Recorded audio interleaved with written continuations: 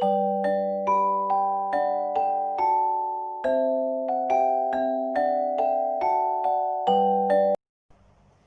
friends, welcome back to our channel. Today onwards I am going to include a new session also to our channel. That's for our 10th grade children. I am planning to include their literature parts also in our coming episodes. Today I will start with the lesson A Letter to God. I will give a short summary of the lesson and we can just discuss some of the question answers.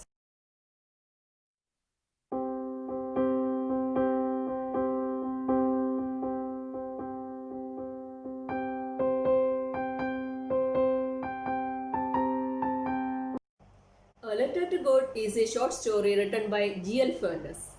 He was a Mexican writer, and this story is based on the theme of unquestionable faith to God. Lanjo is the main character of this story, and I have already told he is a Mexican writer, and it is based on that situation. It's mentioned in the beginning of that story. There is only one house, it's a solitary house, and the main occupation of that people were farming, agriculture. If they are losing that one, they have no other means of livelihood. So the story is surrounded by some of the incident happens in that person's life and his unquestionable faith to God, and an irony is happening at the end. Do you want to know that? Let's go to that.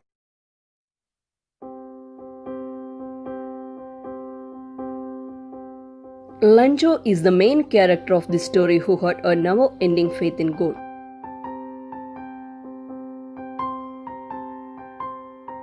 He was living in a lonely house at the top of a hill.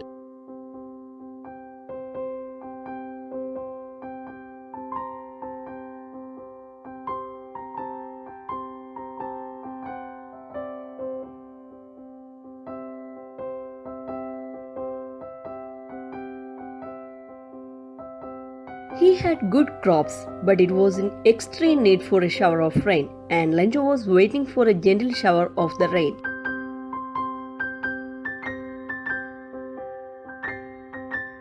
He saw clouds in the north side of the sky and told his wife they were going to get rain that day.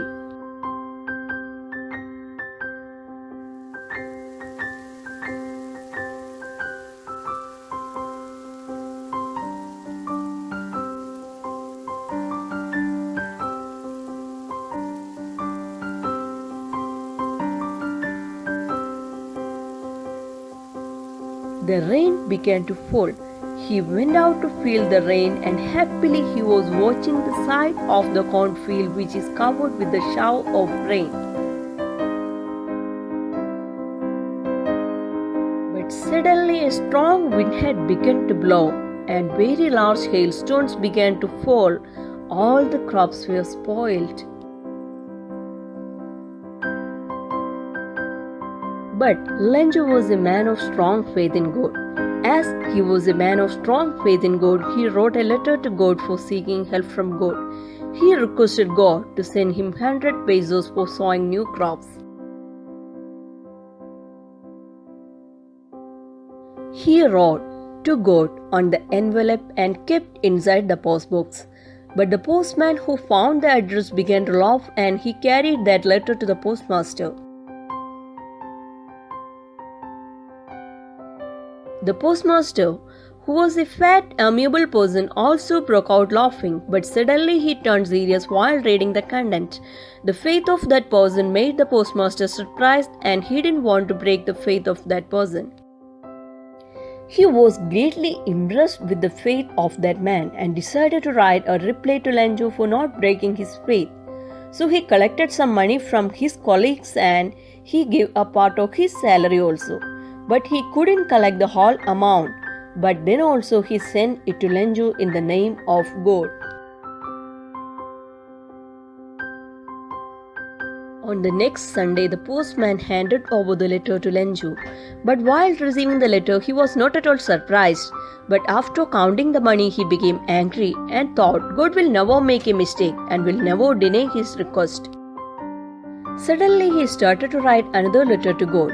On the public writing table, he started to write.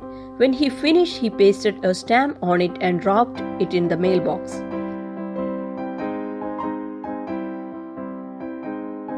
On the same moment that the letter fell into the mailbox, the postmaster went to open it.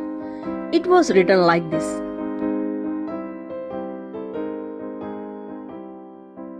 God, of the money that I asked for, only 70 pesos reached me.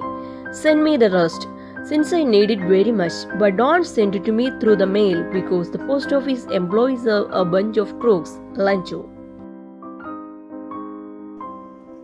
Now we've got the summary of the story. And what is happening at the end of the story?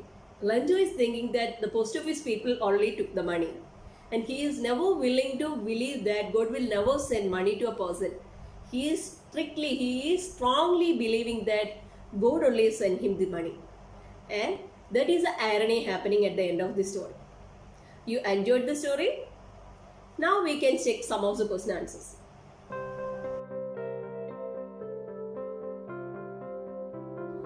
Who does Lancho have complete faith in? Which sentences in the story tell you this? Lancho had a complete faith in God. The sentences that prove the same are: but in the hearts of all who lived in that solitary house in the middle of the valley there was a single hope: help from God. Next sentence: all through the night Lancho thought only of his one hope, the help of God, whose eyes, as he had been instructed, see everything, even what is deep in one's conscience. God, he wrote, if you don't help me, my family and I will go hungry this year.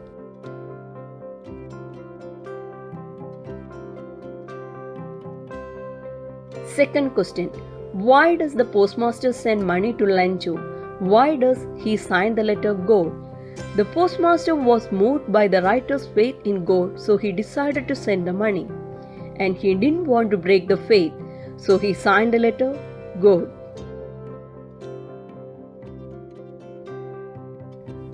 Third question: did Lancho try to find out who had sent money to him? Why or why not? Lancho didn't try to find out who had sent money to him. He couldn't even imagine that someone else will send him the money because he had such an unquestionable faith in God. Fourth question: who does Lancho think has taken the rest of the money? What is the irony in this situation? Before answering the question, you should know about what's meant by irony. Irony means the difference between what is expected to happen and what is actually happens. This is situational irony, and that is only happens in this situation.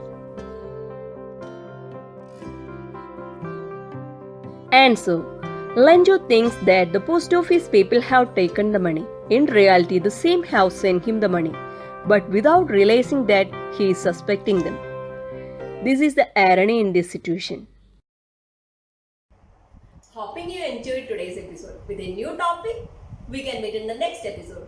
Thank you.